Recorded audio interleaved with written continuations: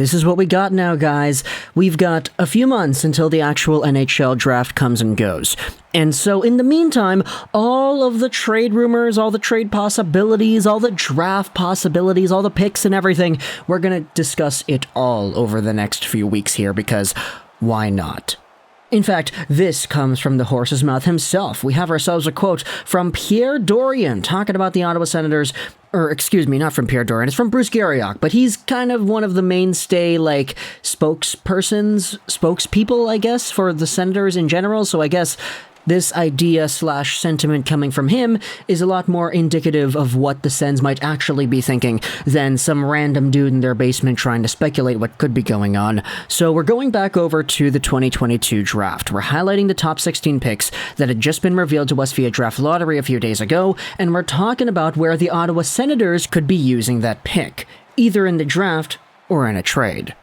Now, I do get it. We did just make a video talking about the mock draft, and we had Sportsnet Sam Constantino who went out there and said that the Sens, with their 7th overall pick, will draft Jonathan Lekkerimäki out of the Swedish Hockey League, a guy who was honestly really good as a goal scorer for the U18s and who has some pretty good offensive skills, although I question his projectability elsewhere. But we also have another conversation to go over with the 7th overall pick when it comes to what Pierre Dorion might consider doing. Here's what Bruce Garrioch writes: the Sens will be open for business on the number 7th pick. It won't be decided before draft week, but Pierre Dorion will consider moving it to get some immediate help. Now, I know this tweet could be pretty easy to misconstrue, and it could cause a lot of panic for people that aren't willing to assess the possibilities here, because when you hear, okay, Ottawa, 7th overall pick, you think immediately, okay, you're going to get a prospect.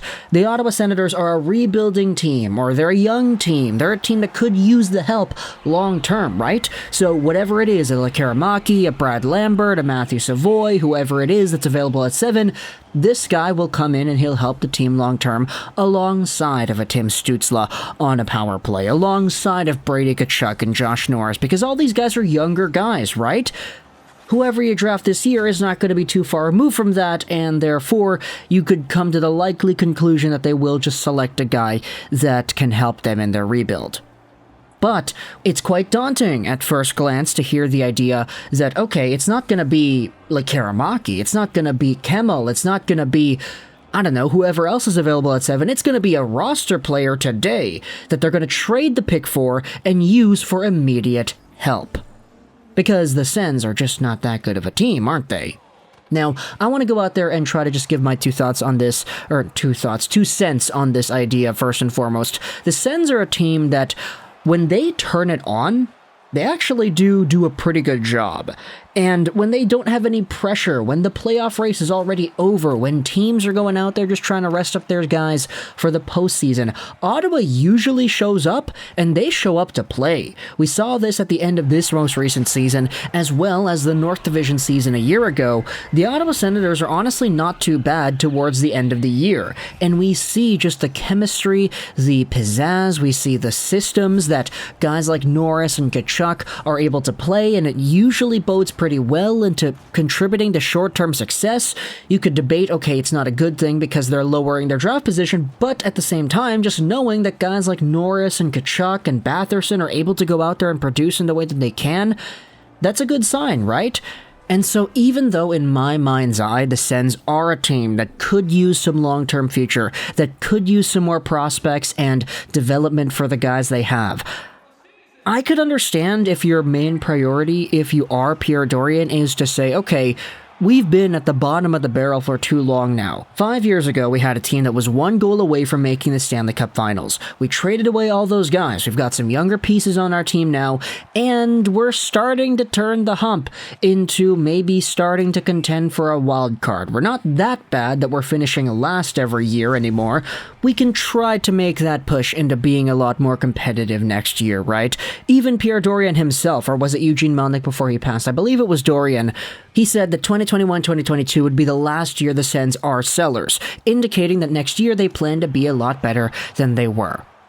And so, when you think about all the context in that respect, it makes a little bit more sense when you consider the idea, okay, Ottawa's got a 7th overall pick, there are other players in the NHL that are good right now that could be on the market, and if Ottawa is going to go out there and say, hey, here's 7th overall, give us, I don't know, Kevin Fiala, the signing rights to that guy, give us JT Miller, give us somebody else that is of significant value, I could understand why the Sens would be exploring that type of route.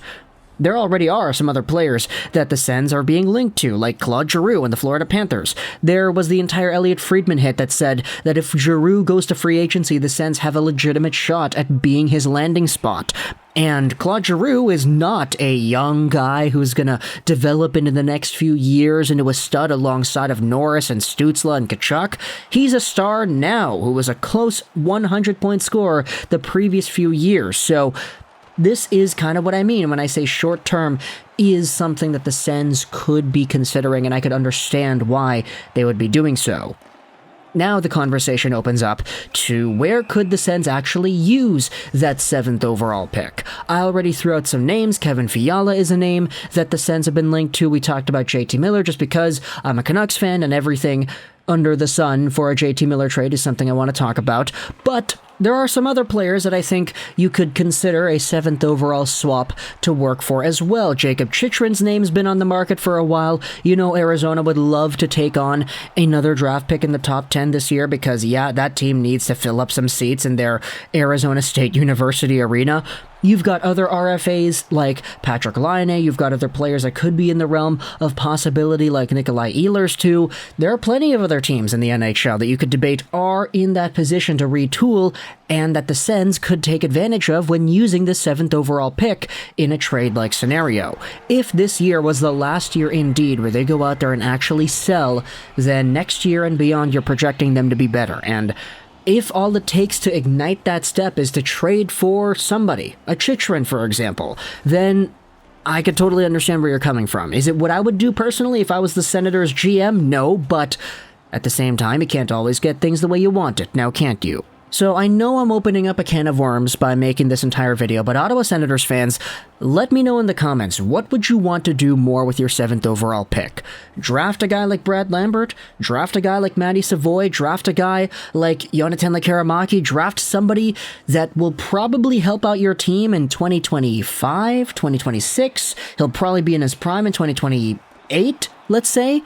Or would you want to trade away this 7th overall pick for a guy that can help your team out now? Assist on Josh Norris being a 30-goal guy night in and night out now. Assist on Brady Tkachuk finally getting to the 60-point mark now. Assist on Tim Stützle breaking over into 50-plus points now. You've got a lot of great, fantastic young tools that are working and putting in some significant numbers, but would you rather use your 2028 superstar and trade him away for a guy who can help you today instead? If the answer is yes, then who would you want to go out there and trade this pick for? Is it Laine? Is it the signing rights to Claude Giroux? Is it the signing rights to Kessel? Is it JT Miller? Is it Kevin Fiala? Chychrun? Let me know in the comments all your thoughts about where this pick could eventually end up. And if you're if you're a fan of another team that is not Ottawa, and you do have some players that could be expendable and you want the 7th overall pick, let me know in the comments as well, what would you want to trade away on your team to Ottawa if it meant getting another top 10 pick in the 2022 draft in return? Let me know your thoughts in the comment section below. I hope you enjoyed this video, and bye.